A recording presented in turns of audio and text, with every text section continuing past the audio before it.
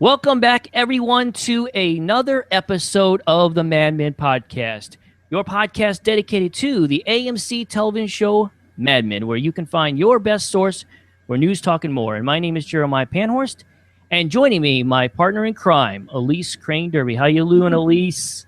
I'm doing good. What's our plan for tonight? We gonna knock over an American Legion Hall, or Yeah, well, I just came back. I know I look sober, but I'm really drunk. Yeah, how about that? That was quite an episode there when with those guys in the Legion Hall. They certainly had a lot to drink. They did. Sure. They did. People could put it away. Boy, they can. Wow. Well, wow, Elise, what an amazing emotional episode we got to see last night. I was doing a lot of wow while watching it, and along with, of course, holding back a lot of tears. So I don't know about you, I'm really excited to talk about this. I know it's going to be very bittersweet for all of us since we're only going to have one more episode to watch. But here we are. We're ready to watch it here. We're live on madmenpodcast.com/live. There's a chat room going. If anybody wants to jump in on that, that's great. And we are here, of course, to review that pinup episode. Wow, I can't even say it, Elise. And see, I'm so choked up. Yes, thank you. This is the big one that I'd say is definitely the biggest one so far as what has happened to some of our characters, especially our main ones. And Milk and Honey Routine was the name of this episode, and it was the 13th episode in the 7th season of Mad Men. This one was written by Carly Rayer and Matthew Weiner, and directed by Matthew Weiner, and it aired on AMC on May 12th, 2015. Well, Elise, we said at the top, boy, what an emotional episode. What did you think about this episode overall? Did you enjoy it? Well, I don't know if enjoy is the right word, but it was really great. I mean, it was very sad. I think pretty much everybody was crying last night. It was a great episode. I definitely feel like we're coming to a finishing place. So I don't know if this is what we're all hoping would be the ending, but here it is. Yeah, of course, I think just about everybody loved this episode. I know that Greg sent me his report. Greg said that just about everything he read from all the people, the usuals that review this show, all loved it. And it was certainly hard to watch. When we get the news about Betty, I don't know about you, there was definitely points, whether it was Henry crying or the scenes with Sally. I mean, I got very emotional myself. I did get a little choked up. And who would have ever thought that there would be a scene in Mad Men where I would get choked up about Betty Francis? You know if that was ever going to happen, but it did. It did. Yeah, all those Betty haters definitely came around, and we're very sad to see her on the DL there. Oh yeah, and I mean, I think a lot of people feel the same. I do, is that it was kind of heartbreaking for those, of course, to get left behind. That's how it is for any time that somebody dies, especially so young, is that you always feel bad for the ones that are left behind.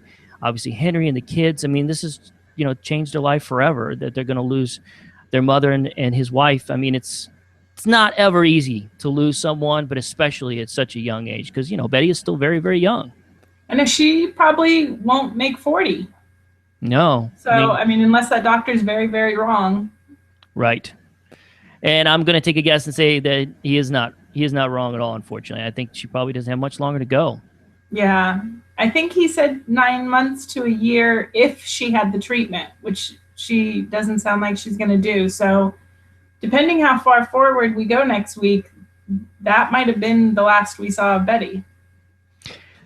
Yeah, that is definitely a question I want to bounce around with you and try to see if we can figure out, what would we look forward to as far as like seeing from Betty and what's the future hold and everything for that entire storyline. So it's going to be a lot to talk about. I mean, there's so much for us to talk about, Elise. I don't want to spend too much time. I want to start off with the first question I had. The title of this episode, The Milk and Honey Routine. I had to look it up, but apparently this might have been roughly based off of a article done about a gentleman named Nels Anderson's study on the hobo the Society of the Homeless Man. What did you think about that? The title being the milk and honey routine, and especially after finding out that this has reference to do with hobos, which, as we know, hobos has been a long discussion on this show.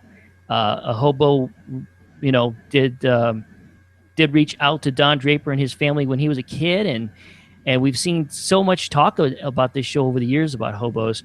What did you think about that? What was the reference? What's the meaning for you when you heard the title and realized a little bit of what it was about? You know what? I think I went off on a tangent because all I saw was milk and honey, and I missed the routine part. And so I was thinking of the land of milk and honey, just like a land of prosperity, and I really didn't see that whole hobo section. So I missed the boat on that completely. But it doesn't surprise me if they did bring that back in. Yeah, I mean, I guess you could say John's sort of living like a hobo at the moment. Of course, he's in a Cadillac. He's got very nice suits and a lot of money, so that's a little bit different than a hobo. A little bit, but he is bouncing around and carrying his clothes in a small bag, and he's got that little paper bag he's been carrying around, which I assume is, I don't know, shorts or something. I don't know what he's got in there. I don't know, Elise. I really don't. I definitely want to talk about the bag and what's going on with Don. But I really think we'd be selling everything short here if we did not talk first about Betty. I mean, I don't know about you, but I did not see this coming. I don't know why I did not have Betty on our Mad Men death pool, but she was not on mine. What about you? She was not. And last night when they did it, I was like, oh my God, how stupid am I? I mean, the whole show started with the death of her mother, and who was obviously very young, not as young as Betty. And then we had the cancer scare a couple seasons ago. And so, I mean, it should have at least been a blip somewhere, but it caught me completely unawares. I was not anticipating that at all. Well, I think that's what's so great about the writers of Mad Men, whether it's Matthew and his whole team, is that they are really smart. They hold on to little things and they say, the fans are going to realize it, but this is going to be very, very important down the road. And we'll hit it with them at the very end and they'll be like, not even be able to see it coming. And that's definitely what happened here. I know I did not see, Mrs. Robinson dying. That was a good little joke, too. I love that joke. That was fantastic. But I think that one of the things that Greg mentioned on Facebook, and is one of the things I already had in my notes, is that me and you both, and I blame you, Elise, was really thinking that the bad news might come with Joan, because there was all those little signs with her. And I think me and you might have been so focused on the fact that if somebody was going to get some bad news about dying of cancer or something like that, we thought it was going to be Joan. I know I did.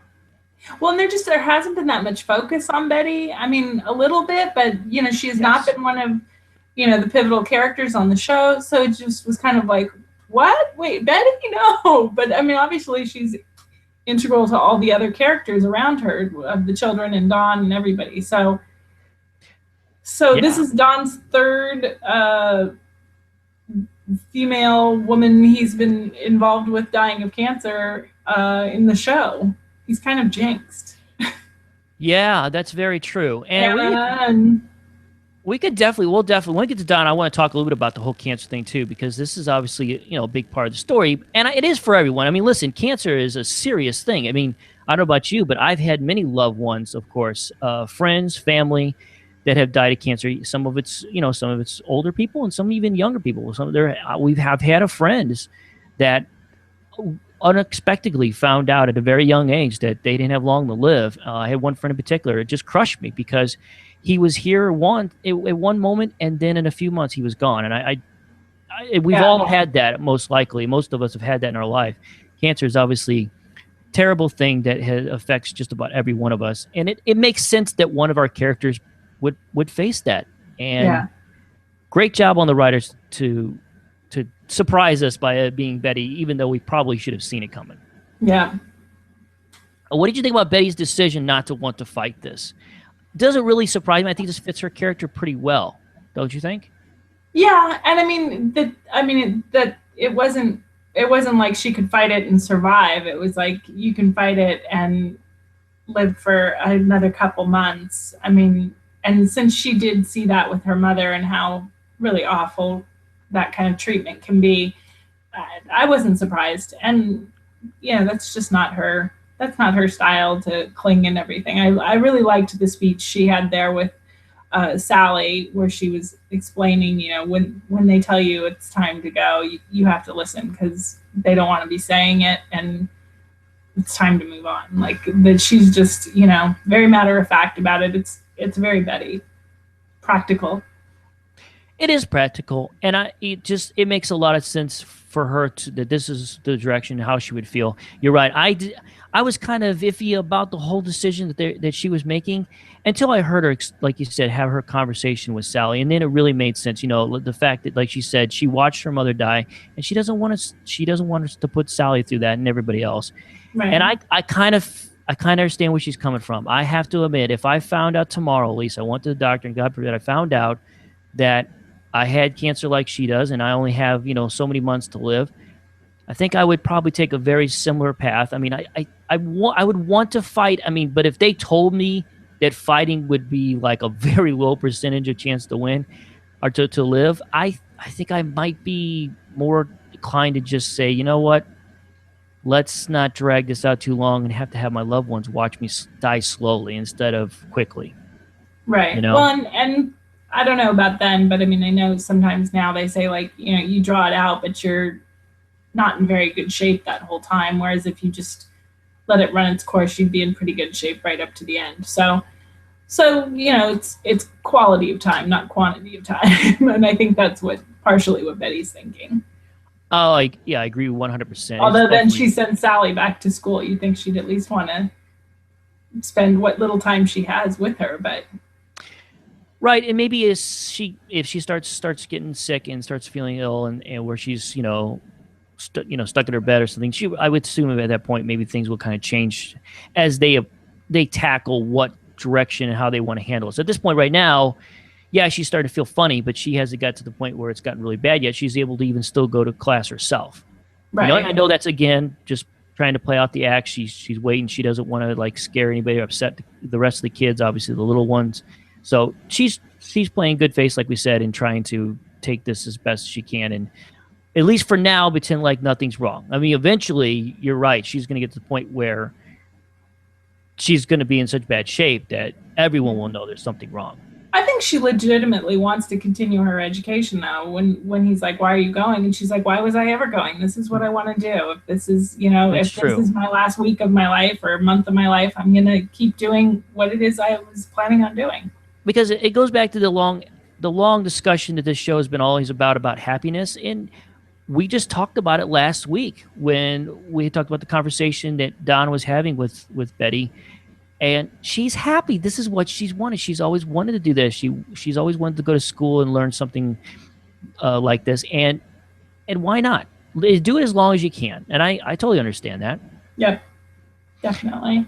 Well, let's talk about Sally's reaction first, because Sally's such a pivotal character to the story and obviously to her mother. They've had a very sort of typical mother-daughter relationship, I think, for the most part.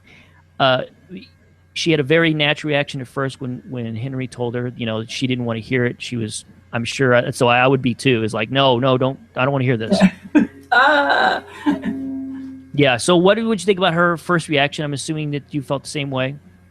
Yeah. I mean, it seemed like a genuine reaction. Sadly, I've been in that seat, so I know what that reaction is, and she played it very well. Yeah. So yeah, I thought she was really good. I thought, it was interesting to see Sally because he was like, "You can go ahead and cry," and she was visibly upset, but she was also holding herself together in a very Betty sort of way. You could definitely read her mother through her. And then when Henry falls apart, she looks a little surprised, but then she's just like, okay, I'm going to have to take care of this guy, which Betty calls later is like, he's not going to be able to deal with this. You're going to have to, make sure I get buried the way I want to, because Henry's mushy and isn't going to make it. Yeah, I think for me, I kind of started to get really emotional, obviously, during this scene. When Henry breaks down and starts crying, and he's like, I don't know what I'm going to do. Oh man, I can feel for him, man. If I found out my wife was going to be dying, I mean, wow, that I couldn't imagine what would be going through my mind. And yeah, you're right. Sally was able to recognize right away that she's going to have to be put on a strong face as much as she can because, Henry's going to need some help getting through this just as much as she's going to need help getting through it. So, well, and Sally will probably go to Dawn and fall apart. That's where she'll do her crumbling, or maybe she won't at all. Maybe she'll save it for Glenn, who is going to really fall apart. Actually, she can't go to Glenn. Glenn's going to be worse than anybody. Yeah, that's true. That's right. I remember you tweeted about that. What's Glenn's thoughts going to be about this? I wouldn't be in Vietnam, so. Well, that probably would be something that would be left up to our imagination because I really doubt that will be covered in the final episode. But probably not. Yeah, I'm sure you're right. Well, eventually he's going to find out about it. I'm sure he'll be torn up a little bit about his Mrs. Robinson crush. He's no longer going to be with us. But then when we get to the letter, I tell you what, that's when I kind of really, really lost it. It was just Sally reading it and then her tearing up, and of course Miss Shim, because she is such a. Everything she did throughout this entire episode was just so beautiful, and she played everything off so wonderful. I just loved it, and I just really got emotional. I think that one of the things that really was wonderful about the whole thing was hearing, Betty she talks about her burial arrangements. She's want to make sure she has that particular dress and her hair done a certain way. But I think the best part had to be when she said that, I was always worried about you, because you're a very independent girl, like to do things your way kind of thing.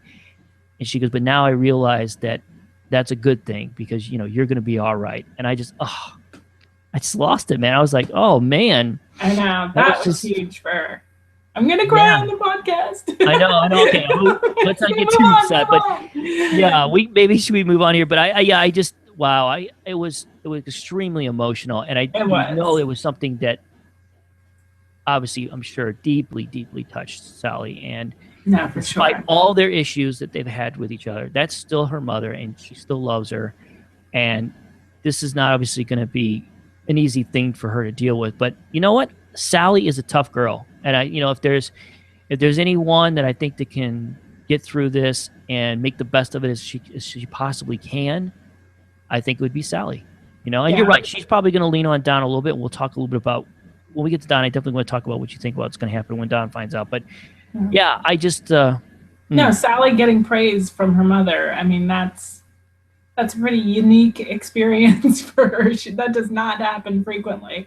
So, that's major. And she'll have that letter for the rest of her life. So it's crazy. Yeah. I'm sure she has changed her tune after that we had that tweet that you sent out about the GIF file where, remember, it wasn't that long ago where she said in her that scene where she said, I'd stay here till 1975 if it could get Betty in the ground. Yeah. But, again, that was just another sign of a frustrated teenager, frustrated with their mother, right. And she obviously didn't mean that. And I'm sure now she's definitely changed her too, I'm sure. Oh, absolutely. Yeah. But we all say things that we regret in life, right? I mean, especially unfortunately to the ones we love. I'm guilty of it. I've said some terrible things to the ones that mean the most to me. Yeah. It just happens. It's the bad side of human nature that comes out. And that's one of the topics and themes that have always been with Mad Men is that showing those ups and downs in life when we do things that are right and do things that are wrong. So, what emotional. But yeah, we should definitely kind of get away from a little bit of this. But I do want to talk. So let's talk about as far as everybody other than Don. What do we think is going to happen here with the kids? I think obviously Don will be involved.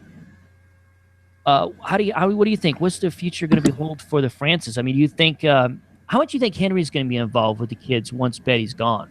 You know what I mean? I mean, he definitely loves these kids. I think he would want to be as involved as much as possible. And obviously, this probably depends on what happens with Don and what he decides to do. But don't you think he wouldn't be involved with these kids as much as possible?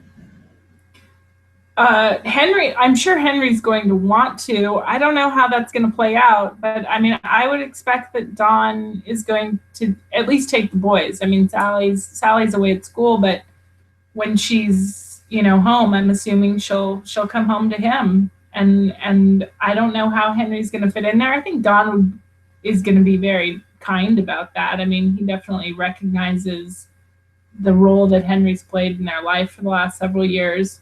Um, I don't know. I mean, I feel bad for Henry. Henry's whole life is just going to be ripped from him when she dies. So, I mean, he's going to be in that big Munster house all by himself. And Yeah, no it's kidding. rough. It's really rough. Oh yeah.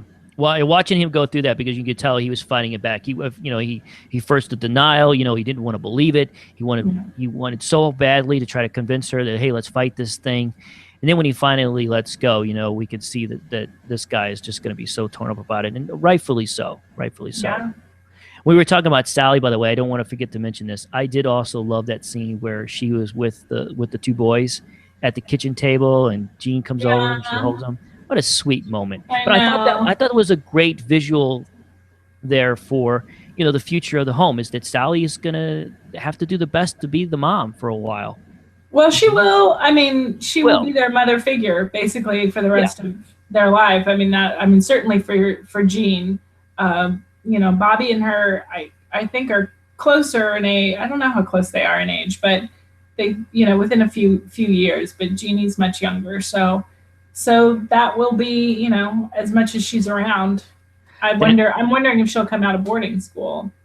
Oh yeah, that's a great question. We obviously don't know the answer to that, and may not necessarily know the answer. It's hard to say, but right. When baby Jean though came to sit on her lap, because let's face it, he's at least 3 or 4 years old now. Right. I was thinking to myself, okay, is he going to say something? Anything? I don't care what it is. If it's where's Mama? Something. Right. Something. No, throw us a bone, Jean. No words from baby Jean. Are we going to see words? Are we going to hear words from baby Jean before this is over? I don't know. It'll depend how far in the future the finale goes. I'm curious if it'll be like a year from now and we'll be like through the whole transition and it'll just be like, okay, and this is where everybody's left, or if it'll just be like a month from now and I'm going to go on funeral. I don't know. I'm going to go on the record, Elise, to say that if we hear baby Jean say anything, he will not be a baby. It'll be some kind of epilogue or something look into the future, and there'll be old Jean. And then that we know for sure he can talk. Yes, that would be good. I don't know if that's like, I kind of like the idea of that, of seeing like, them all grown up or old or whatever. But I just don't know if that's too hokey for them. I feel like it's not going to go that far into the future. But, obviously I have been dead on every prediction I've ever done. So of course, at least me too. I've been right on with everything. I think it's safe now, and I do as we close things out. I'm going to want us to talk deeply into what we think is going to happen here. But I'm everything that I'm thinking is going to happen, I'm going to think the exact opposite, and then that's what's going to happen. George Costanza style of opposite. Yeah. So let's talk about. Let's finish up Betty here. Dave Baker had a great question on Twitter. He said, what will Betty's legacy be as a wife and as a mother? This is a fantastic question, because I am wondering if fans are going to change their mind a little bit about Betty, because again, to see how things end with her, because I think she's, like we said earlier, she seems to be a much more happier person. Yeah, she still struggles with the mother part and even sometimes being maybe an excellent wife or whatever, but for the most part, she's always tried to do her best, and I think she's turned out to be a much better person maybe she was even when we first met her. But what do you think? What will her legacy be? This is a good question. Based on posts I've read, a lot of people really identified, I think a lot of people of my generation, next generation, who had mothers of Betty's age, really identified with her, who had mothers like that, this kind of, sterile, cold mother, beautiful, all of it. And I feel like all of them in their posts like really spoke a lot about the strength and just like the strong matriarch, and how she, ran the family and took care of everybody and was on the job. Maybe not, the most, huggy kissy person in the world, and not, not in Betty's case right now because she's studying psychology, but just not having a great understanding of how people's minds work. But, was still, there every day, taking care of everybody. And even if it's not like, the mother that maybe we all want, she did do the job, and she did, and everybody survived and was well cared for. So I think, she will be remembered as a good mother. Yeah, I think I think I have some very mixed feelings about this. I do. Okay, so first of all, the way she kind of relates as a mother. It's funny you mentioned that because recently, David Cleveland, who's been a listener of our podcast for a long time, David sent me a bunch of emails today. One of them, he wanted to let me know, heads up, that Fresh Air, the NPR podcast, has recently had Matthew on a couple weeks ago, and it was a great interview. And what's funny is that you mentioned that is that Betty, for those of you who don't know, Betty really represents Matthew's mother in real life. And there's many of the stories that we've seen with Betty that really happened to him, including like the incident that happened this season when in part 1 with the field trip where with the sandwich. That actually happened to him. That his mother, that exact thing happened to him. And it tore him up for a long, long time that he traded away his mother's sandwich. Betty really means a lot to him as far as who he relates to as his mother. And a lot of women are different when it comes to how they're being a mother, and there was probably a lot of women that represented how Betty was as a mother, and I think a lot of people can relate to her a lot. Yeah. And it's great. That's what's great about it. So, I mean, yeah, I've teased many times on this episode. I've called her Betty Monster. I've called her all kinds of things. Teased her about some of the decisions that she's made. And rightfully so. She has done some things that were like scratching her head going, wow, Betty, that was not good. But you know what? There is no perfect mother. And I think you're right. I think we're going to have a good positive feel about her as a mother and even as a wife. I think she's kind of grown in those areas too. You could definitely tell that her and Henry have a pretty good relationship for the most part. It's not perfect, just like maybe her mother and stuff, but I think that she's pretty good. They love each other. They love each other quite a bit, and I loved seeing that picture with the two of them with the dress that she was wanting to have for her burial. That was so sweet. Yeah, and I do. I think overall we will have a more positive. I think it does help that we had such a sad ending for her to kind of tug at our heartstrings a little bit and mess with our emotions when it comes to what we think about Betty. I think it does kind of help a little bit that she's getting that sad story, because it's a little harder to make fun of someone or to give somebody a hard time who's dying at such a young age and so tragic. It's not something you want to do, is talk bad about somebody who's about ready to die. So I definitely think it's going to affect how fans look at her. And like we said, it took us by surprise that this is the direction they went with her. But to move on a little bit, speaking of things that did not take us a little bit by surprise, Pete and Trudy are back together. Yay! Elise. We called that one. Yes, us and I think a lot of other fans probably thought it too. I think when me and you first started talking about it a few episodes back, I believe it was a Time in Life episode, we had that moment, of course, where Pete helps her out with the issues they're having with Tammy at the school. Right, we had that great episode, and that's when we really, if I remember right, we really kind of started looking at this, going, I feel like the writers are kind of telling us that Pete really, they still have some strong feelings about each other, and that possibly they could get back together again. And then this opportunity hits Pete, kind of sort of by accident, but this opportunity comes to him, and he takes that moment to try to get her back and use that to say, listen, I love you. Let's do this. Let's start all over. Let's start a new life, And oh man, we had all this terrible things going with Betty, but then we had the Pete stuff, and to at least put a little smile on our face and make us feel good, right? Yeah, no, for sure. I mean, although my only concern is that Duck does not appear to be at his most stable right now, and I'm hoping that, I know he seems a little bit intoxicated a lot. But Pete's trusting that he's lined this whole gig up, and maybe he has, but when he went to propose to Trudy, I was kind of like, are you sure this deal is all locked up? You might want to check that before you make any promises. But I'm sure it is, but it just, to me, I was like, you're trusting a lot in Duck's ability to close this deal 3 sheets to the wind. Oh, you noticed he drinks a lot?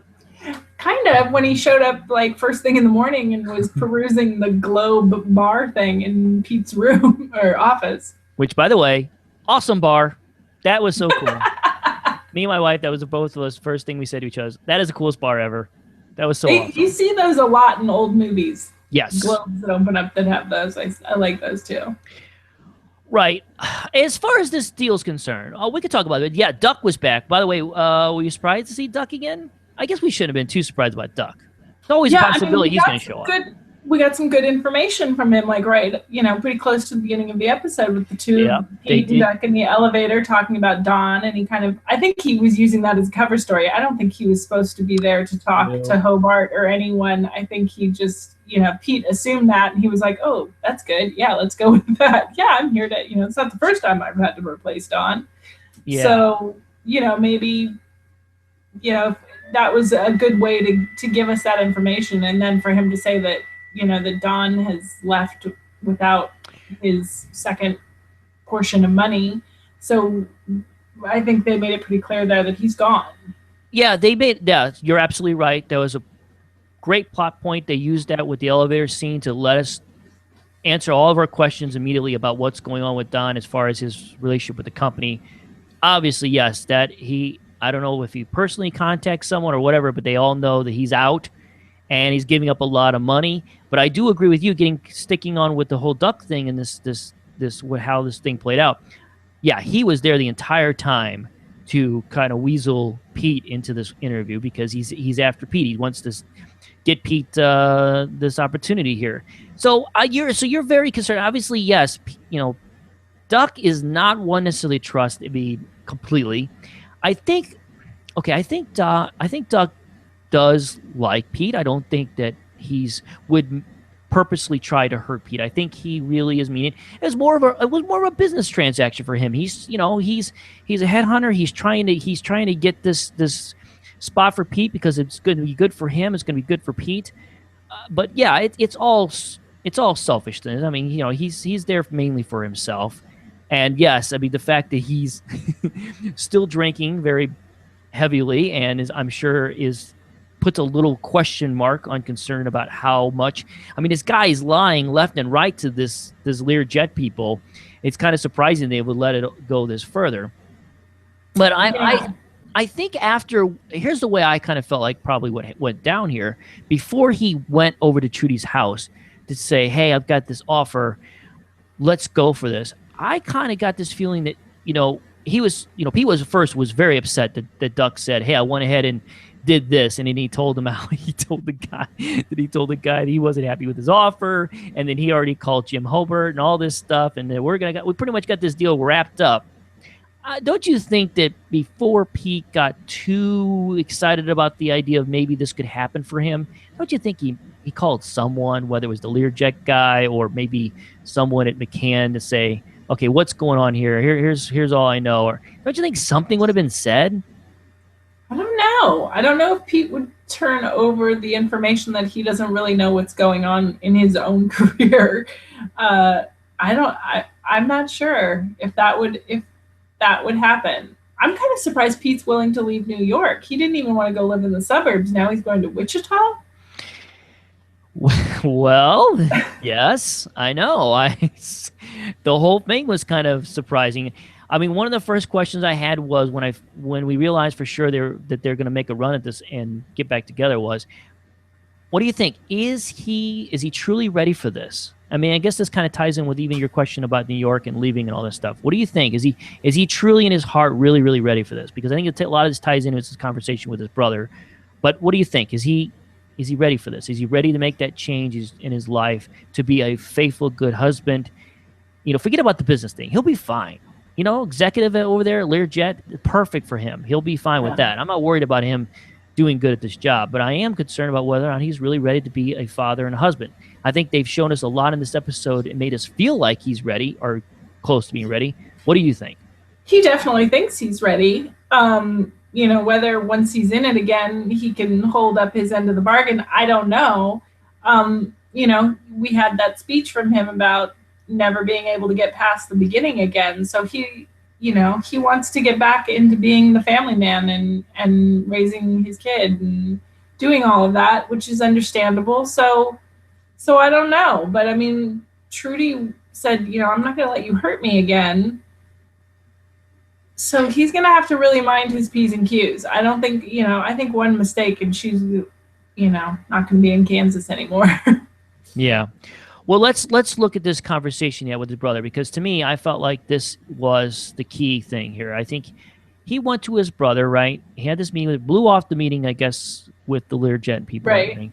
So he could go meet with his brother. But I think he wanted to meet with him for such important, because it was much more. He made it sound like at first maybe he was there to get answers about whether or not he thought that this deal was a real deal. But I think it was more about him talking to his brother about these questions they have in life and how much more do we need to make them happy. And of course, they both admitted that they get this from their father. Their father was never seen to be happy, and he's always searching for the next thing. Bud suffers from it. Pete has suffered from it. And I think when Pete said to him, I think it feels good, and then it doesn't, I felt like that was his way of saying, yeah, I always thought it feels good. It was exciting and to be with other people and do all these things, these terrible things that a husband's not supposed to do. But I think he's questioning to his brother to remind him, say, she probably knows, by the way, what you're doing. How does that make you feel? You think it's wonderful, but it's not in the end. You need to hold on to what you have. And I just think that was the writer's ways of telling us that Pete really emotionally is ready to say, I love Trudy. That's who I should have been. I messed up here. What else do I need? I got a beautiful wife, a beautiful daughter. Here's this job opportunity for me. I'm ready to move on. And I really think that, even though a lot of people that hate Pete hate to hear this, but I think that we're looking at this really is a happy ending for Pete. As long as she doesn't find out that Peggy had his baby. Yeah, and I think they'll let it go, and we'll assume that, I don't think we're going to spend too much time on Pete and Trudy. So I think we'll just assume that they are off in Wichita having the perfect marriage that we all aspire to. Yeah, exactly. And I do think that was the point in this episode where he started to really think about this idea of making this happen with the deal. And then especially, of course, after he found out what Duck did, I think he's like, well, yeah, maybe this is the push I needed, right? Yeah, maybe we're back on Roger's ship in the South Pacific, where you just need to get shoved off to do it. That's right, exactly. We dealt with that in the previous episode, talking about Peggy just needing that little push, and this is definitely a push for Pete. Sure. Because honestly, he could have he could go back to work next day and say, listen, I don't know what you're hearing from these people, but I have never said I was looking for another job. And he could have talked to Jim and say, listen, I'm dedicated to McCann. Yes, was he going to have to really play some damage control here? But I'm just saying, if he really didn't want to go for the Wichita thing, I think he could have found some way to get out of it. Pete's a great talker, for the most part. What's kind of nice for Pete, and this was in the conversation with the guy from Learjet, was that if he's in Wichita, he'll be the Knickerbocker who has the ring to tap. And when he's in New York, there's a whole bunch of people like that. He's not anything special in New York. There's a lot of old New York families. I mean, it's special, but he's not the only one. In Wichita, that might actually, people might think he's really, really cool and amazing, and he may, really enjoy that, just the cachet of being the only one there. Oh, yeah, and he's going to be making more money than probably the majority of most people that live in Wichita. Yes. Remember that Duck even made that comment about, he goes, a house is only $100 in Wichita. Yeah, or something like that. Yeah, he's going to be on top of the world there. And I do, we've said this since the beginning of this show, that there's so many similarities with Pete and Don, how, the two of them, that, Pete kind of almost wanted to be Don for so long. And I think there's some similarities there, that the two of them probably would like the idea of being somewhere where they're not just one other number in a big box, that there's something special there, because like you said, he'll be on top of the world there with this job with Learjet in Wichita. I think so. Man, talk about symbolism too. Him working for an airline company, and his father died in an airline. That's kind of creepily eerie a little bit. I mean, there's always been so much It of the is. show, so much symbolism when it comes to airplanes. So it doesn't surprise me that it winds up being Learjet, which is still around today and still does those luxury airlines for the very powerful, rich and famous people. It's true. So I think it's going to be a good fit for Pete. So I'm definitely in the camp where I really do. I don't think there's any. I don't have any concerns that Ducker is pulling something over on him or something. I really think that we're gonna see this is exactly how it's playing out, and everything is going to be just the way we saw it play out in this episode. I don't think the next episode you're going to see the whole deal fall apart and Trudy says, "The heck with it." This is it. This is his happy right. ending. I think so too. Yeah, it's funny because I think a lot of fans, since they hate Pete so much, they are going to be upset. I mean, like I said earlier, they might be a little bit upset about him getting a happy ending. But why?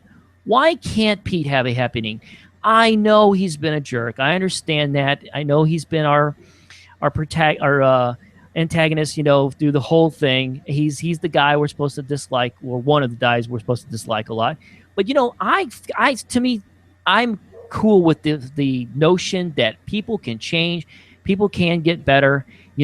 Pete's learned a lot of lessons over the years, and I think that I'm okay with the idea that he can change and be at least a better husband and a father, and I really want to believe that, and I think that he can do this. Yeah, I mean, it might be naive. And what do you think, Elise? No, I think he can do it. I mean, all of these characters, with the possible exception of Peggy, are not great people. They all have made some fairly substantial mistakes in their lives, and repeatedly on every episode. So I don't dislike Pete. I actually am pulling for all of them to get their acts together and live happily ever after. So I'm happy for him, and I think he can do it. I think being in Wichita will help, not being in the city anymore, not taking clients to whorehouses and running around. He'll be out of it. He's starting fresh in a new town. Right, and he's still going to always be tempted, I'm sure, even with this job. He'll definitely be tempted to, he's going to be his senior marketing executive. I mean, he'll be very tempted through the rest of his life. There's going to be beautiful women, I'm sure, that will get thrown at him, and he's definitely going to be tested.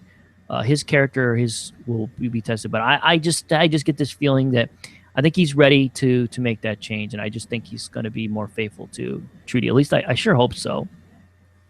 Fingers crossed. Yeah. Well, what do you think in this finale? How much of Pete and Trudy are we going to see, or at least of Pete? A little bit, or I would say maybe just a little bit, especially if this is it for him. If this is his ending, we might see him saying his goodbyes or something like that at the office and packing up his stuff, getting ready to go to Wichita. What do you think? That's probably at the most we're going to see, or is there another surprise ahead of us? I would think that they're probably gone. I think that they've told us the story, and if anything, they'll say something about them. Like two other characters will talk about, oh my God, did you hear Pete moved to Wichita? And like that'll that Pete remarried Trudy and they moved to Wichita. Maybe something like that. I wouldn't be surprised if we don't see them. Yeah, I could definitely see it go either way, but selfishly, because I love Vincent Kartheiser and his work so much. And Allison Brie, of course, as plays Trudy. But especially with Vince, I would really hope that we get to see him just for a little bit. Like I said, whether it's brief, that's fine.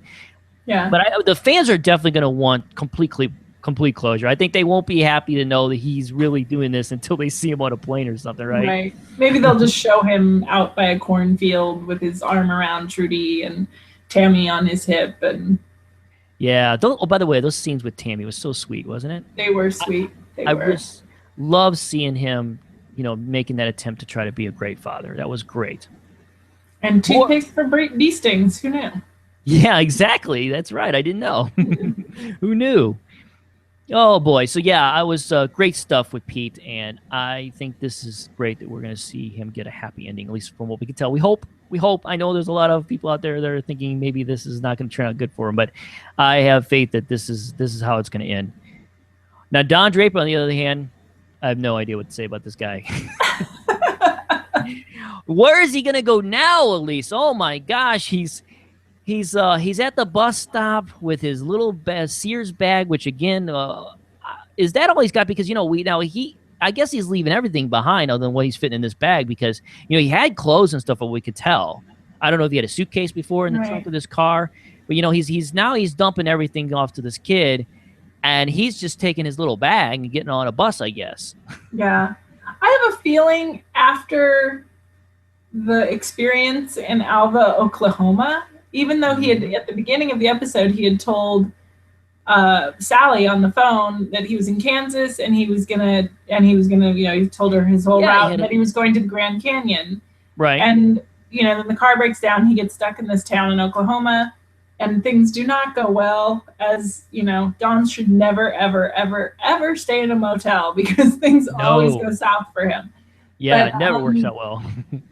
But I think, he gave the kid the car, and he kind of needed the car to continue his journey. So I would say maybe he's planning on, taking whatever bus comes to the next big town and catching a plane back to New York, where he will find out how things have hit the fan. You don't think that bus can go to the Grand Canyon? I'm sure it could, but I think, once you've been hit in the face with a phone book a couple times, you want to go home. Yeah, phone book. Who knew, right? Did you know that there's a weapon of choice in Oklahoma? I believe I remember that from Falcon and the Snowman, which is an old movie from the 80s, that you can beat somebody with a phone book and it doesn't leave marks if you hit them in the head. Oh, damaged, really? But yeah, that's I learn everything from movies and TV. So. Well, me too. My sole education. So don't mess with me, because I have a phone book and I know how to use it. Yeah. Well, phone books are very powerful. I've seen them do all kinds of crazy things with phone books. So I tell you, let's put it this way, at least I would not want to get hit in the face with a phone book. No. Not at all. Even if it was from an old drunk guy. I still don't want to get hit in the face with it at all. Yeah. Doesn't sound like fun.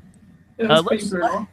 Okay, so when we open up the episode, we do get to see Don have this apparent dream.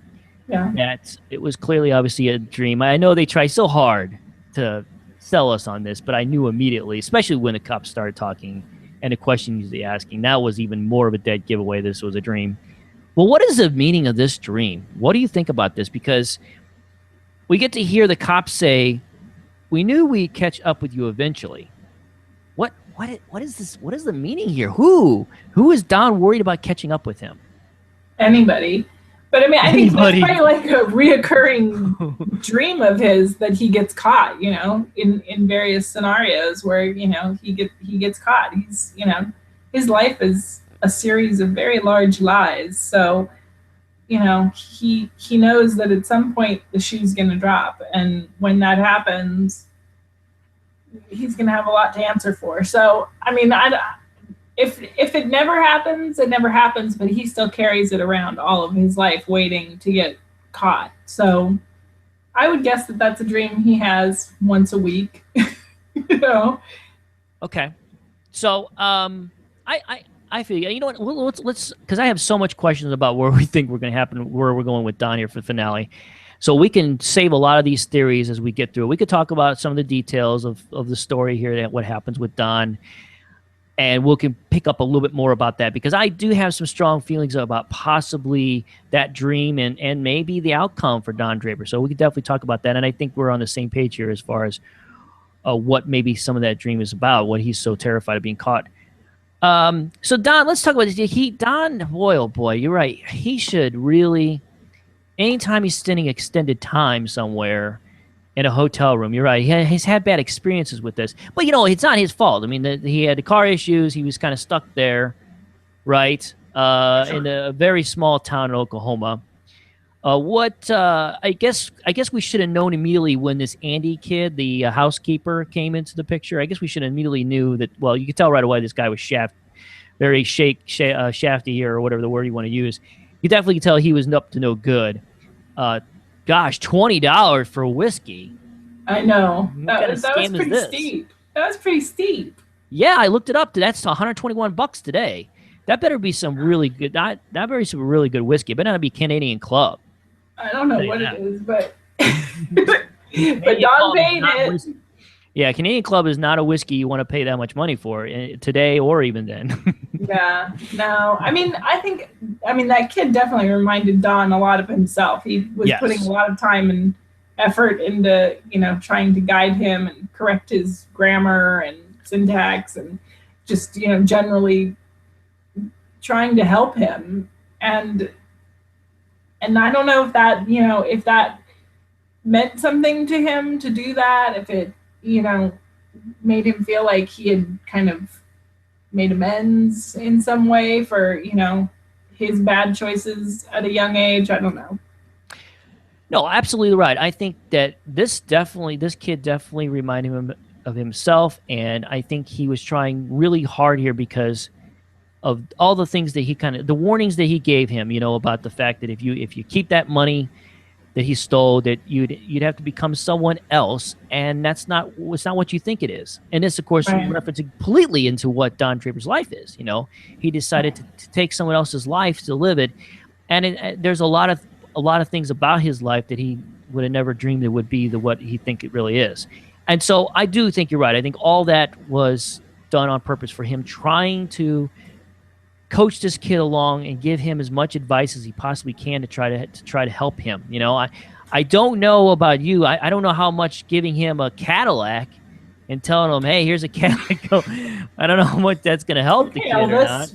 Yeah, I don't know what he was supposed to do with that Cadillac. If he's supposed to just go and sell it and then use the money to start a better life somewhere. I mean, the kid doesn't really have any. He doesn't have what Don had. He can't. He can't really sell himself. He comes off very oaky. So I don't know. I don't know what if it was just his way of making amends or wishing that somebody had done that for him. Just a kind gesture. I don't know. Yeah, and it could be a combination of a lot of those things, I think, Elise. At least the way I kind of felt like about it. Yeah. Yeah, I don't know. But the other thing is if he is now just like out on the road thumbing rides, he's going to have some much more salty interactions with people, I think. Well, that's true. That's very true. Yeah, so I think we're definitely right here with this kid and the symbolism here. I think it definitely had to do a lot about him and trying to mold this kid. Hopefully getting him on the right foot and trying to change his ways of thinking and hoping that he doesn't turn out a lot like himself. So I think that's definitely a good feeling. What did you think about? I have to mention this because it was such an interesting scene in the way they shot it. He spends a lot of time staring at this beautiful woman that's at the pool, and he stares so long at her. What kind of meaning was that? Is that kind of a reflection look into what we know of Don Draper and how he feels about beautiful women, or is it more just about looking at the life he currently has and like he's looking at that life he's always had, but then he looks, then of course the husband comes in, whatever, but then maybe it's kind of more turn of going, well, that's not what I want anymore. I don't want that. What do you think? Am I kind of on the right path, you think, with it has? What do you think that woman really represented to Don Draper? I don't know. I mean, I don't know if he's like planning a life of celibacy going forward or what that was exactly about. I mean, he was definitely sizing her up, and I don't know if her husband hadn't turned up, if he wouldn't have, gone with his standard line, hi, I'm Don, and, had her back up in the room in 5 minutes. So I don't know. Where that was going to go if it hadn't been interrupted, but it was. And so maybe, this is a time where Don sees a beautiful woman and doesn't get her, and it's okay, or, Mm-hmm. Yeah, I definitely think so. I think if he would not have been interrupted, you're right. I think he would have gone into his usual mode and would have probably try to pursue her for sure. In fact, as soon as I saw her, and as soon as he started staring at it, to me, I thought, well, there's someone Don's gonna be sleeping with tonight. It did not happen. They got interrupted. But yeah, I just kind of felt like maybe that was, to me, I felt like that was them really trying to give us that feel of like what Don's always kind of been about in his life.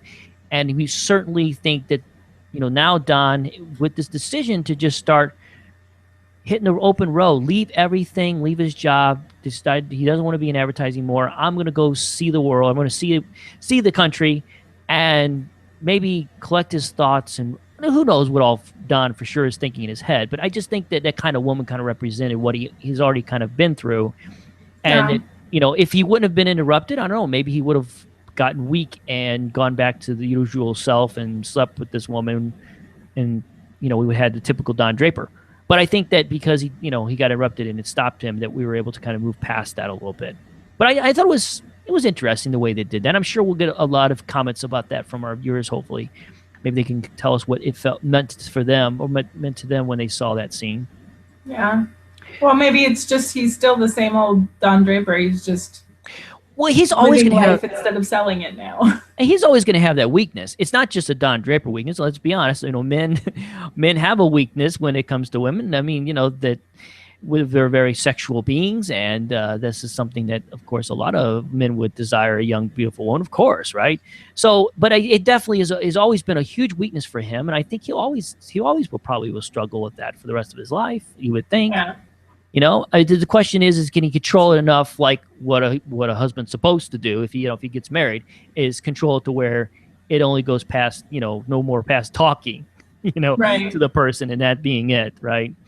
So, well, I think it's very important. We have to talk about what happens here with when he goes to the Legion Hall and they have all this conversation with these gentlemen. This was big, I felt, for Don's character to be able to really open up with a group of men who had similar instances with him, and for him to really open up his feelings about what happened over there and how much this still affects his life. Yeah. Right? Yeah. It's true. And I mean, I think he was really validated in a sense by the one character, the other guy who's so terrified to be introduced to, the other guy who'd served in Korea.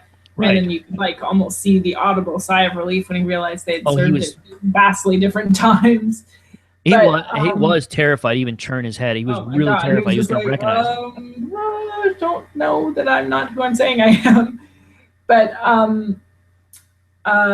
that when he told the story, when he said I killed my CO, and they were all like, what? And then he explained, how he had dropped the lighter and blown them up, and he got to go home and his CO was dead.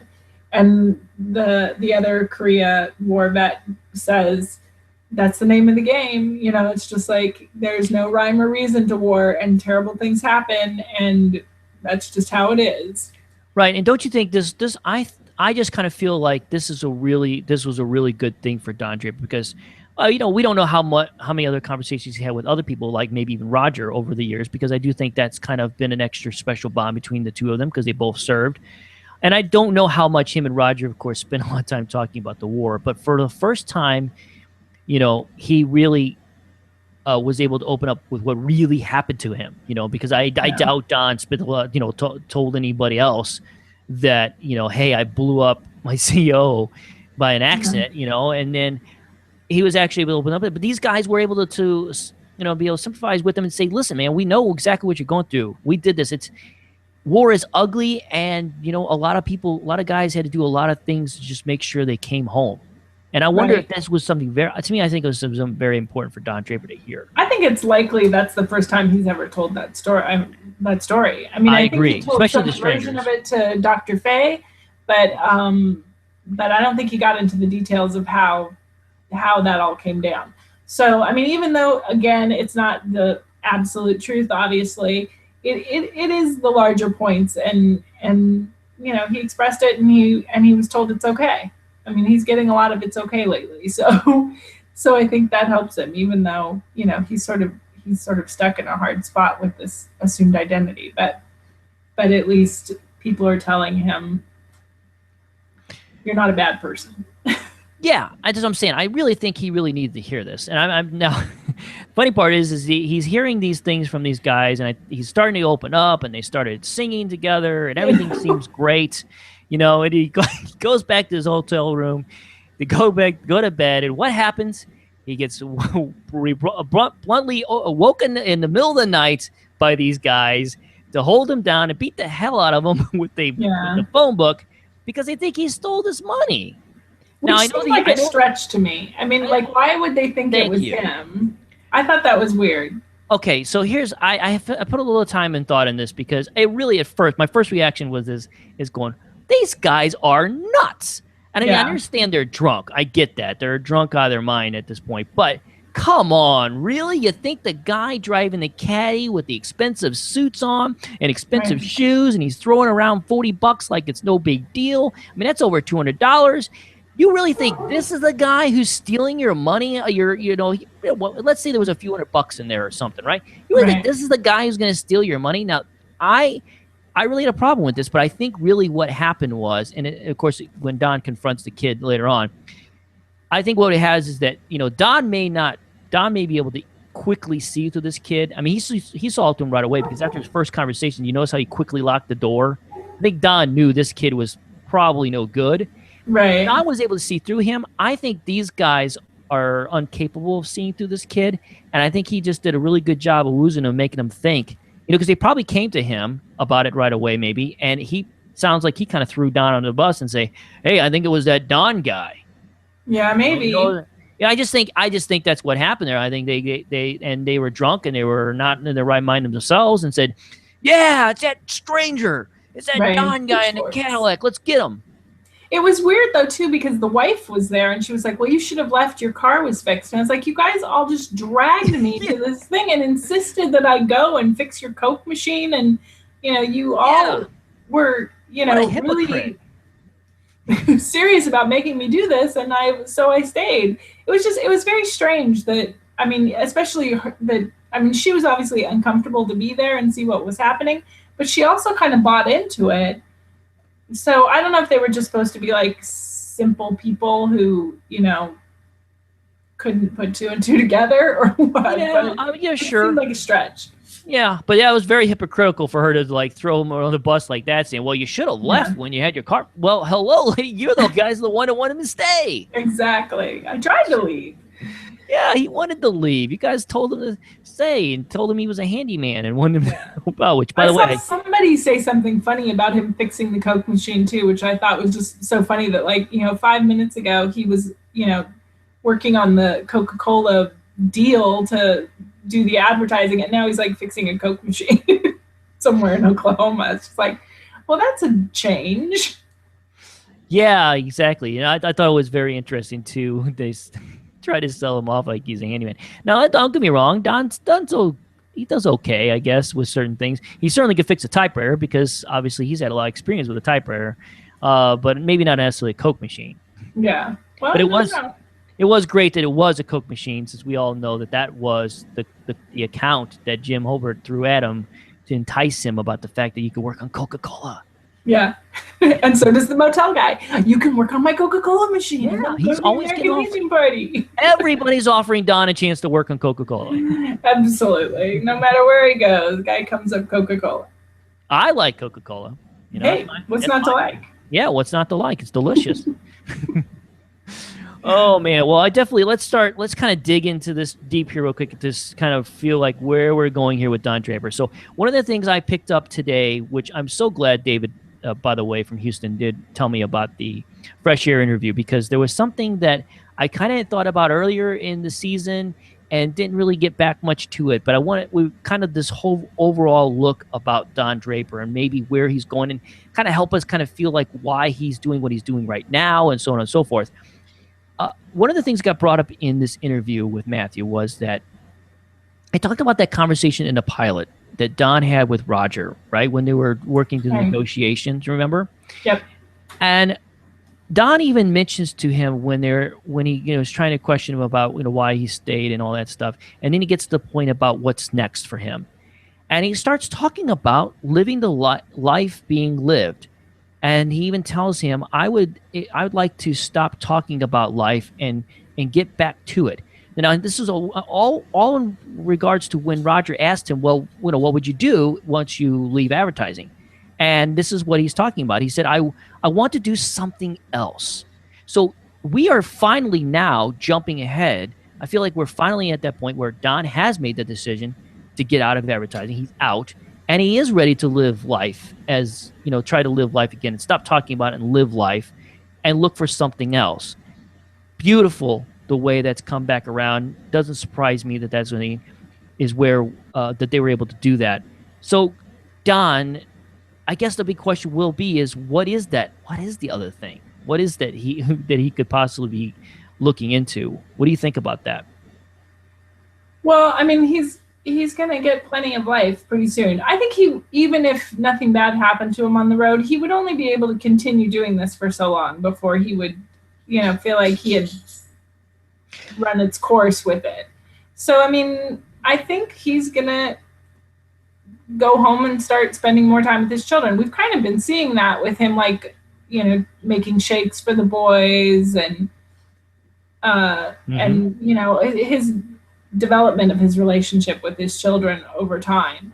So, I mean, maybe, that will be it. That's going to fill a lot of his time. If he's not working and he's just, the stay-at-home dad he's always been inside, I don't know. He's going to be Mr. Mom. He is. Just like Michael Jane Keaton. At the park. You have to work that vacuum cleaner and all that stuff. Yeah. He'll be keeping all those divorced housewives very, very happy wherever he ends up.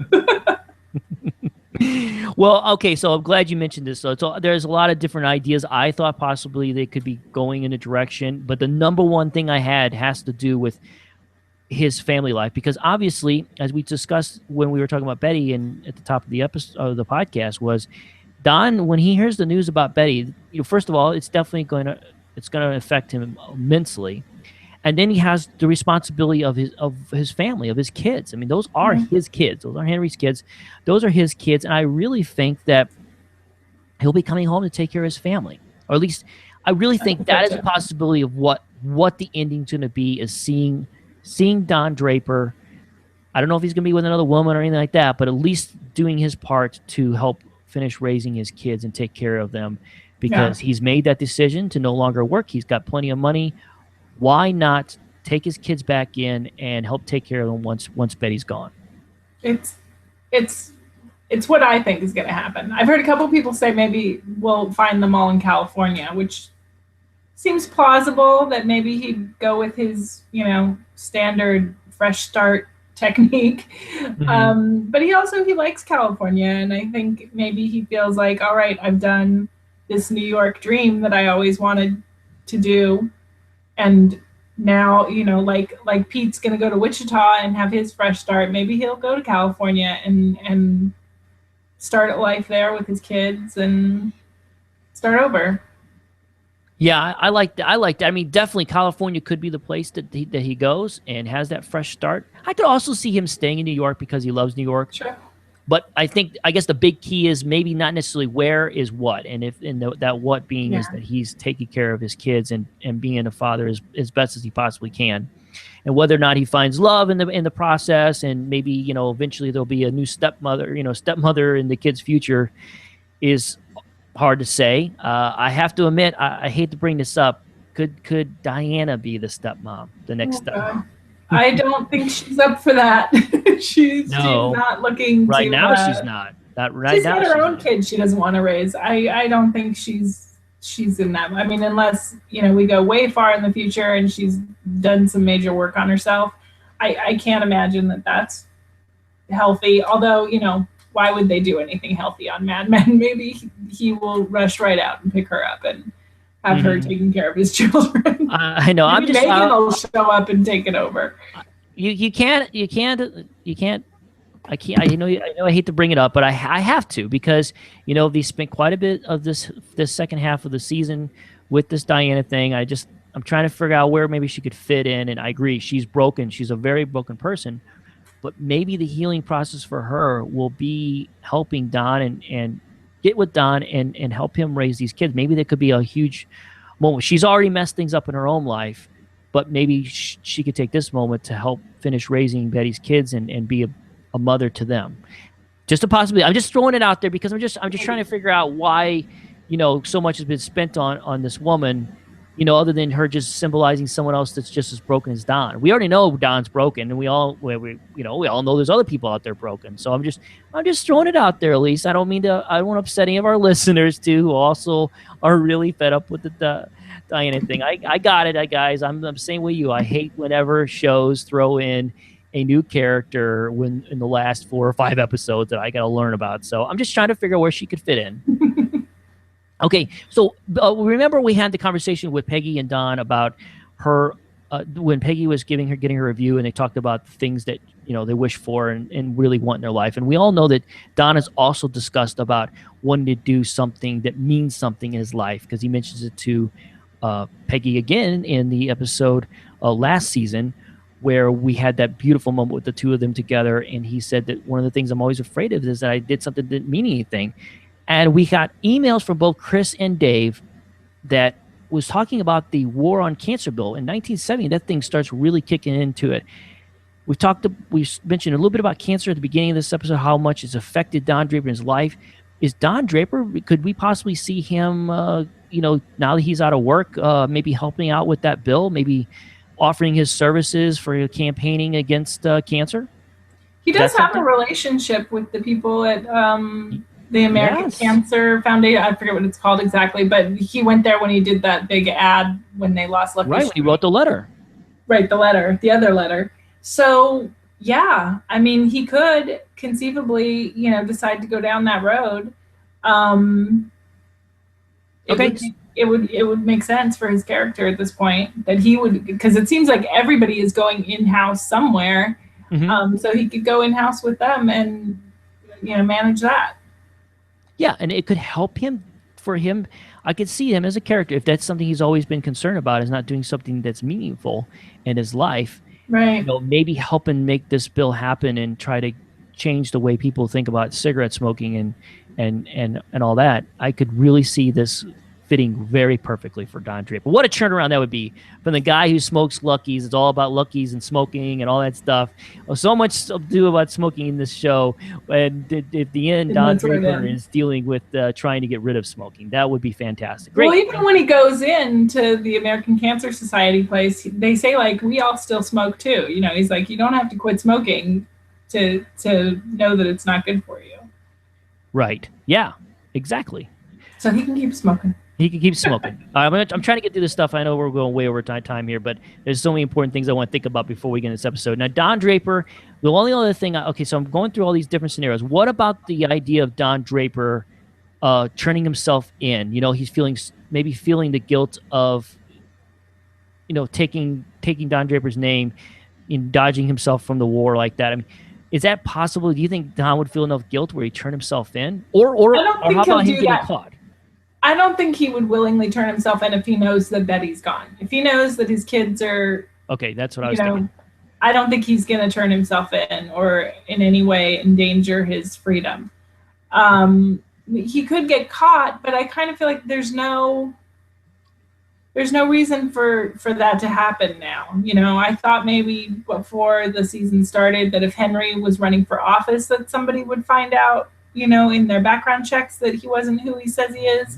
But Henry's wife's going to be dead, and he's not running right now. So I don't see a scenario where, unless Hobart decides to, do something. I don't think it's worth his energy. They're probably happy at this point that they've saved millions of dollars on this buyout because, none of them are hanging around. So, they're all getting, Pete's gone, Joan's gone, Don's gone. Between the three of them, they probably saved themselves about $4 million. Yeah, I'm so glad you brought that up. They're probably, I'm sure they're disappointed at all the way everything's going. But in the end, at least they're not losing out too much money. They only had to give Joan $250. Don's losing out on everything he had left in his deal because he's walking away. Pete's working out a deal so he gets out. Woo, man. They're going, woohoo! Go ahead and leave, losers. We'll get your money. Yeah. Well, and McCann isn't even going to have to give Pete his money. Lear's going to give him the money. So, you know, he might get a little bit from McCann, but the vast majority of whatever he had left coming to him, I think he said $1 million, is going to come through Lear in some sort of signing bonus or something. So, and stock options or something like that. So, oh yeah, Pete will be fine. So I don't think anybody's after Don except for his own conscience. And you know, and maybe that's why they showed the dream at the beginning. It's that nobody's looking for you except for you. Well, I'm sorry, and that's what I was kind of leading to. I'm sorry. That was my mindset. Is I was thinking back to our earlier conversation. Is that I wanted to ask you that very end. Is that, you know, is that just his self-conscious in his mind? It's always going to be, you know, make him think about it. But maybe that release, he maybe got a little bit of release of that conscious once he had that conversation with the guys, with other military men, and like I said earlier, that he's now feeling like, you know what, yeah, it was terrible how it happened and what happened, but I did whatever I could to get home. Yeah.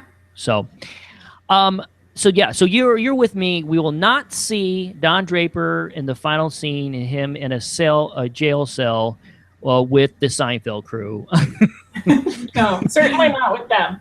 Yes. Oh, spoiler alert! I didn't mean to ruin the end of Seinfeld for everybody, but so no, nobody's going to be in jail at the end of this show. Oh my God! Don't tell me how Friends ends. Okay, I won't. Okay, so what about this theory? Don Draper dies in a plane crash. Lots of references with planes. That's too brutal. They can't kill both of the kids' parents. The closing song is with Buddy Holly. We all know how Buddy Holly dies. Plane crash. Oh, wow. I didn't even think about that. You're right, though. Yeah, you're welcome. Now I ruined everything for you. Don's going to call home. He's going to find out what Betty... I'm coming home. I'm coming home. I'm going to take care of you. And then, he's dead. Oh, he's dead. Sally, you better drop out of school and start waiting tables. You know, we didn't talk about it earlier with Betty, but, you know, now knowing that Betty is dying and that there's going to need to be a real need there to help take care of the kids. Again, not that Henry couldn't do this. You know, I think he eventually would be fine. Oh, you'd hope that he would. Maybe find somebody else to help him. But, you know, this is even more of a reason I think a lot of fans are going to want Don Draper to live and not die. Yeah. Okay? Because that would be even much harder knowing that now Sally, Bobby, and Jean are not even going to have a dad. Remember when Don had that really crummy apartment and Sally came and slept over and she made the pancakes with the rum on them and she wanted to come live with him and take care of the kids? Yeah. Her wish is about to come true. Yep. More of those rum pancakes all around for the whole family. I said at the time, I'm willing to try them. I love rum. Hey, why not? No, but anyway, I mean, she had wanted to do that back then, so maybe. I was trying to remember. Was it rum or was it whiskey? I can't remember. It was some kind of. Rum. It was rum because it was. Okay, so a woman with a kerchief on her head, some sort of South American rum brand. Oh, that's right. Okay. Very good. Well, I guess the only other thing I want to say is this title for next week. I know a lot of people don't like spoilers, so if you guys really don't want to hear the name of the title, but the name of the title for the last episode is Person to Person. We even had some comments on our website about this. We have we actually have an entire jazz group, by the way, that I meant to write down the name of their band, but they listened to us all together and they had some great comments about it. They thought maybe the Person to Person could possibly be a phone call between him and Diana at the time when they wrote it, and I can understand why they might be thinking that. But what do you think? What is the meaning of the Person to Person thing? Is this a sign to what we could be looking at for the end? Because, you know, Person to Person, I would think, yeah, maybe they're talking about Person to Person call. I don't think they could be talking about the television show. Do you? Can't imagine that being Edward Morrow TV show, the first show to really popularize the idea of sitting around interviewing celebrities. Right. Oh, maybe Don Draper is going to become a celebrity somehow, and we'll see him in the future being interviewed person to person. Because the new version has Charlie Rose. Of course, Don would be too old for Charlie Rose version. That didn't start in 2012. I think it's more likely the phone call reference, person to person. Okay. I mean, that's what comes to my mind. But me too.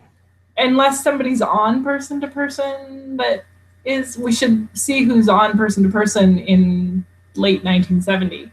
Would the person to person be to Meredith saying, Meredith, I need more help with that apartment. Get that thing ready. I've got the kids coming.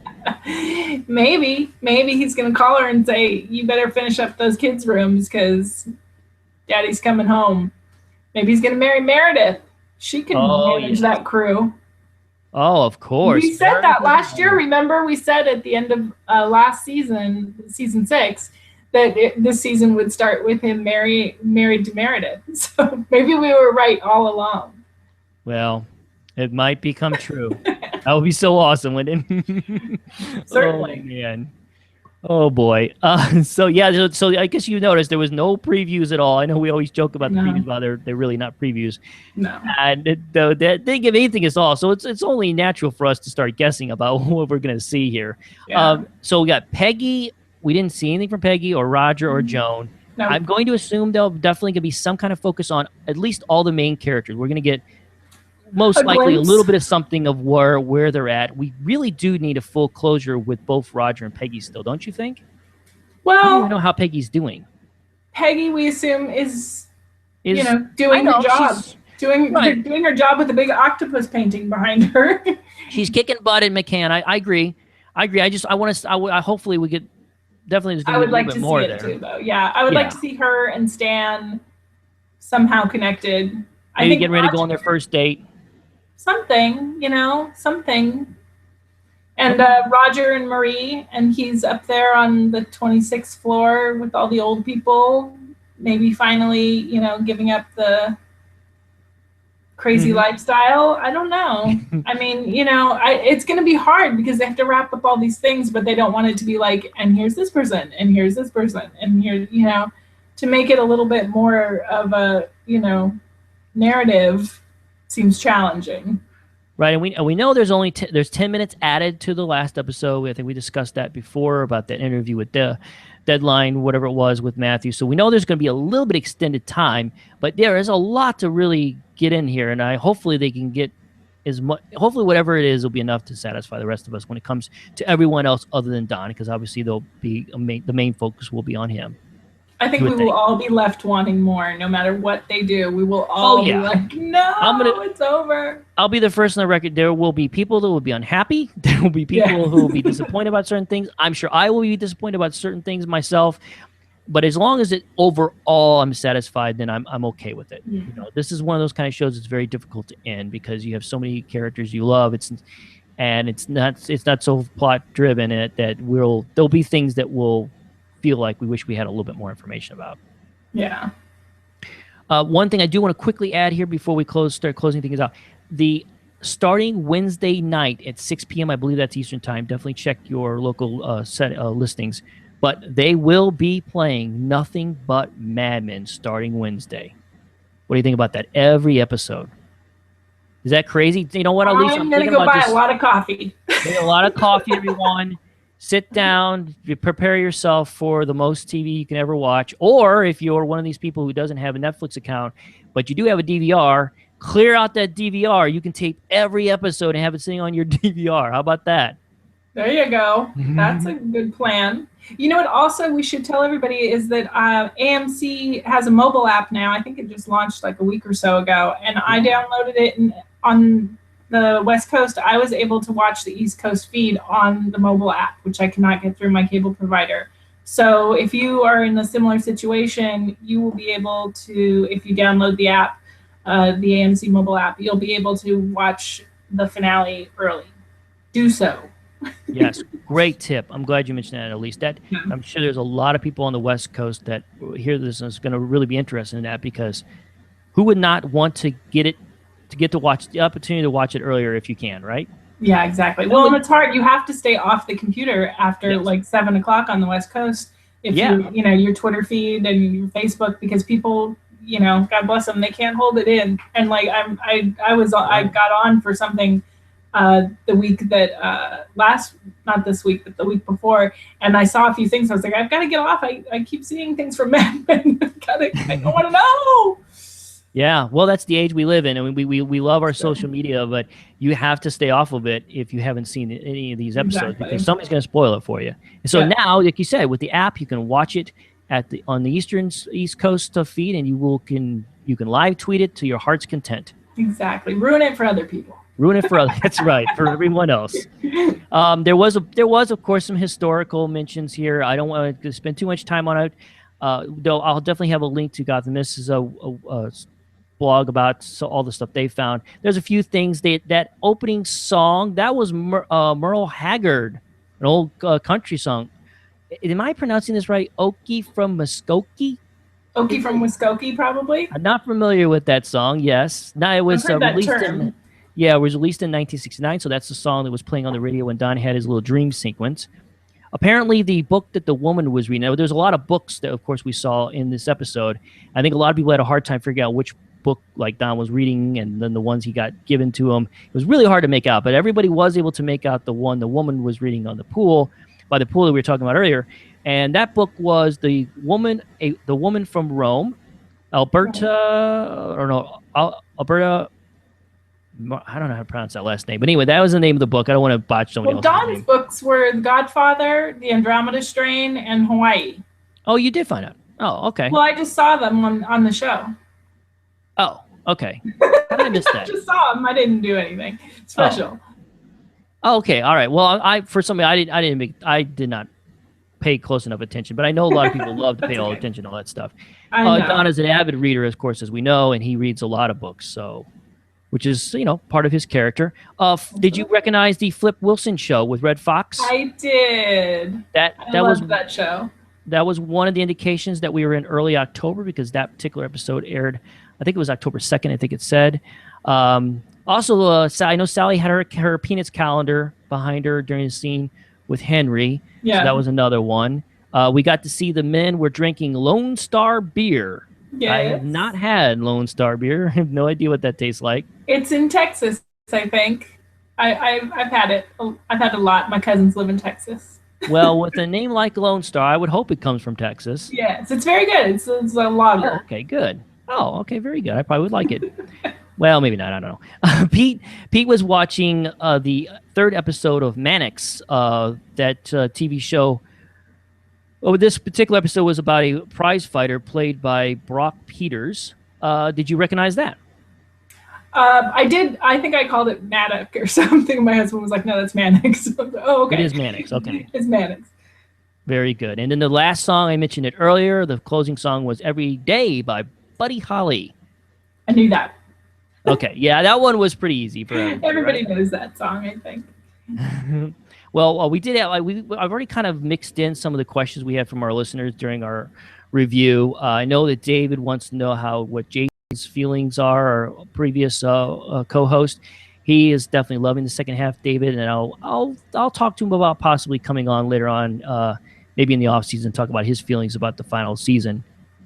He was also a little confused by the term. He said to the boy when he gave him the car, there's the pink slips in the glove box. I also assumed that he was referring to the title. Was that what you felt too, Elise? Yeah, I think that's what they usually, the pink slip is what you sign over to the, like when they have drag races in movies, they say like, we're playing for pink slips. So it's like, it's the ownership of the car. Yes, and he also we want to talk us a little bit about the health scares before with Betty, which we mentioned already, that yes, there was some health scares in the past. We just forgot about them. I know I did. I didn't even put two and two together. So that was, don't feel bad is what I'm saying, David, is that I did not think about those health scares as well.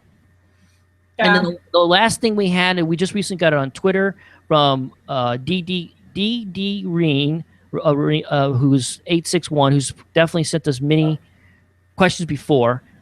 One of the questions she had is she said she was thinking a lot about heaven and hell when she was thinking about this season. And she came up with this question here about when thinking about gaining the world, losing your soul is a surefire way to get into hell. And she wants to know, Don giving away his material possessions, is he closer to his own personal heaven? That's a good question, right? I don't know. I saw somebody talking about that and giving away his personal possessions but I mean, he still has his millions back home. So he's not really, it's a big item to give away, a Cadillac for sure. Yeah. But I don't know. But Don, we know the way Don is, he does not value those kinds of things at all. I've always felt like, he could care less about money. right? Have you always felt that way? As long as he has it. I mean, I think he feels like he is a rainmaker and he can always make more. You know, he gave Megan $1 million. He gives people money in the hopes of making them happy, I think, or giving them a better life, or or just getting them away from him. But I don't know if that's how he sees it. I don't think he's giving away his possessions in some Buddhist experience. I think for him, it's a means to an end, and he does think that they will bring them happiness. Giving that kid a Cadillac, he's like, don't waste this. And it's like, well, what am I supposed to do with a Cadillac? But, he feels like he should be able to sell it and then turn whatever, amount of money he gets for that into a life. So he's still, to me, I think he still thinks that money is the way to happiness. Okay, yeah, I mean, I suppose that's true. I mean, I think a lot of people probably feel that way, and I could see Don probably feeling that way. He's just never been. He's always felt like, to me, like he's never was caught up on the money thing necessarily quite as much as other people were. His freedom more than anything, like that first contract that we were talking about earlier from the pilot. One of the main things he wanted to make sure is that he wasn't tied down to a contract. He doesn't like being tied down. Yeah, and I think absolutely. Those are two things that but he does want to live a certain kind of lifestyle. So he does seem to require money for that. But that has to do with his image, because he's always, like we said before, he's got this image built up in his mind and what the kind of person he should be, and that's definitely part of it. Yeah, for sure. So I don't know what his personal heaven necessarily be. I think at this point right now, it's just living life, and like you said, he doesn't want to talk about it anymore. He just wants to live it. And, I think doing these kinds of things like giving up, almost everything he's got could be part of that. I don't know if you could tell you for sure it's his personal heaven that by doing that, but yeah, it's a good question. I don't think he's given up almost everything he's got. He's got millions of dollars in a very nice apartment somewhere in New York, unless he stopped that purchase, which of course we don't know, but. Yes. Well, we don't know, but it's a great question. Thank you so much for bringing all these up. And we love all the questions. Well, I'm sure we'll get quite a few of them after the finale. One of the questions that I know that she also asked on Twitter was wanting to know if we were going to maybe even do like a whole podcast on just questions. And I am all up for that. If we get a ton of them from people that it's overwhelming, I would love to do that. That would be great. I'm up for whatever. I'm going to be here for a while, still talking about Mammon for a while. So let's, at least for a while, I'll talk a little bit more. I'll talk a little bit more about it as we close out the season. I'll talk a little bit more about some of the plans I have for the future of this podcast.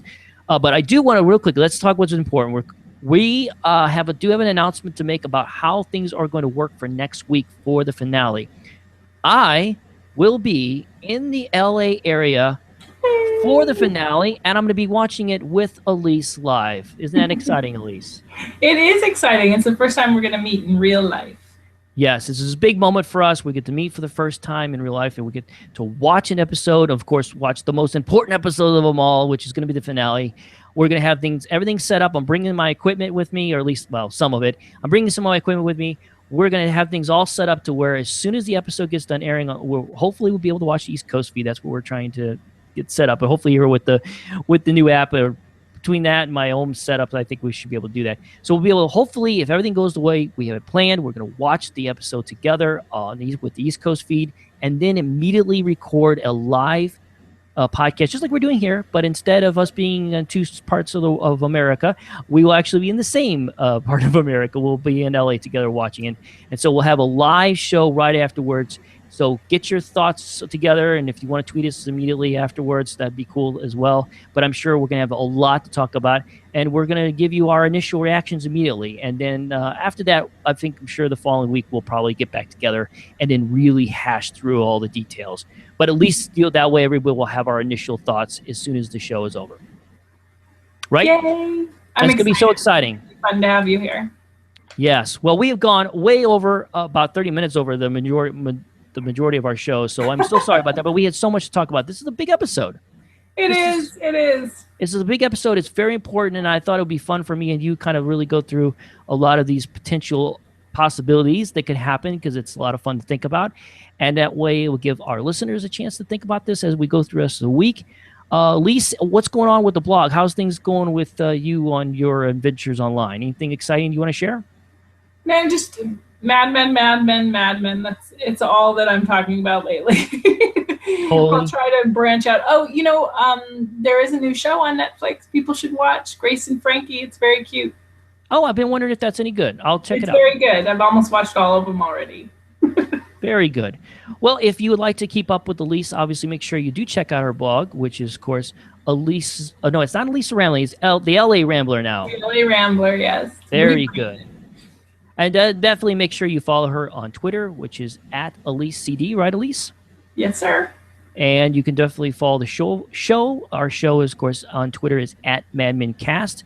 And if you would like to get some more information about how you can follow us or find out more information about where you can connect with us, by all means, go to madmanpodcast.com. We have all the information up there for us.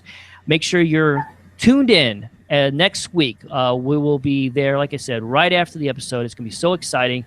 I'll get the feed ready later this week so you guys can look forward to that. But you will definitely be on the website at madmanpodcast.com/live. So be there, or be square. Is that the saying, right, Elise? Something like that?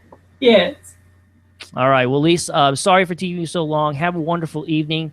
And I'll talk to you next week in person. Bye, everybody. All right, everybody. Remember to take care and to stay mad. All right. We're out. Oh, wait, hold on. No, you're not. Bye, everybody. Bye again.